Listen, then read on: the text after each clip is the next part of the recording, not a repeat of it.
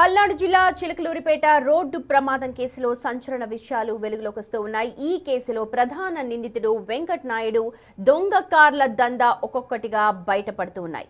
వెంకట్ నాయుడుతో లింకులు ఉన్న పోలీసుల గుండెల్లో ఇప్పుడు గుబులు మొదలైంది. వెంకట్ నాయుడు అండ్ గ్యాంగ్ దొంగలించిన కార్లను పల్నాడు జిల్లాలో తక్కువ ధరకి అమ్మినట్టుగా పోలీసులు గుర్తించారు.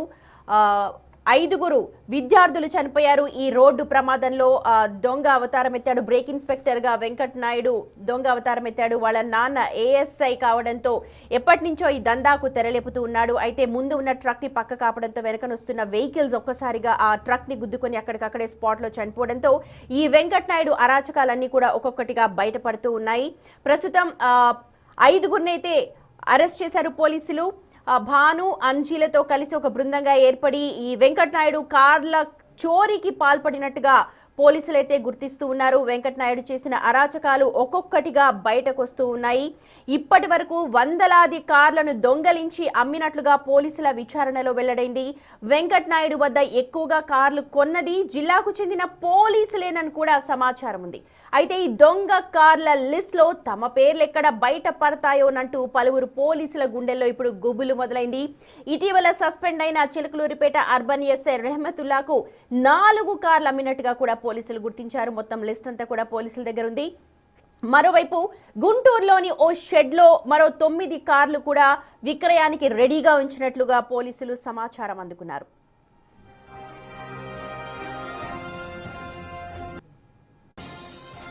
నకరేకల్లు మండలానికి చెందిన వ్యక్తి పేరుతో ఫాస్ట్ ట్యాగ్లు పెట్టుకున్నాడు వెంకట్ నాయుడు గ్యాంగ్. ఆ గ్యాంగ్ మొత్తం కూడా అతని పేరు మీదనే ఫాస్ట్ ట్యాగ్స్ అమ్ముతోంది. ఇప్పటికే సదరు వ్యక్తిని పిలిపించారు, అధికారులు విచారిస్తూ ఉన్నారు.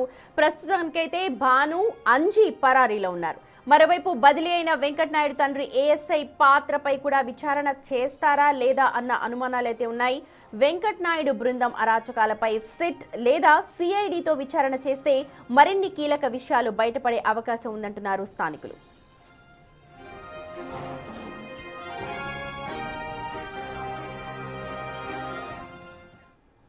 రైట్, మా ప్రతినిధి మణికుమార్ లైవ్ లో జాయిన్ అవుతూ ఉన్నారు. మణికుమార్, పూర్తి వ్యవహారంలో వెంకట్ నాయుడు అండ్ గ్యాంగ్ ఏవైతే కార్ల దందాకు తెరలేపారో దానికి సంబంధించిన లిస్ట్ ఒక్కొక్కటిగా బయటపడుతుందంటూ ఉన్నారు. అలాగే ఇతర కార్యకలాపాలు కూడా బయటపడుతున్నాయి. వెంకట్ నాయుడు ఇంకేమేం చేశాడు, ఏమేం దందాలకు తెరలేపాడు?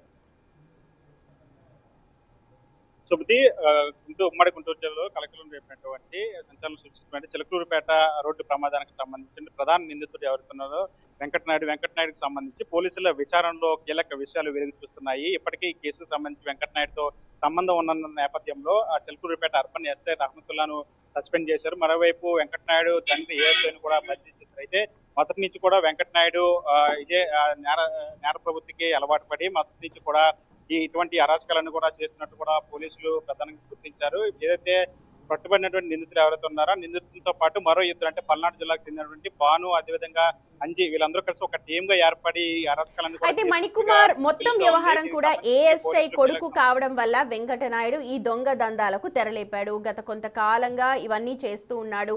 ఏఎస్ఐ పాత్ర కూడా ఇందులో ఉందా లేదా, దీనిపైన ఏమైనా నిర్ధారణకు వచ్చారా పోలీసులు?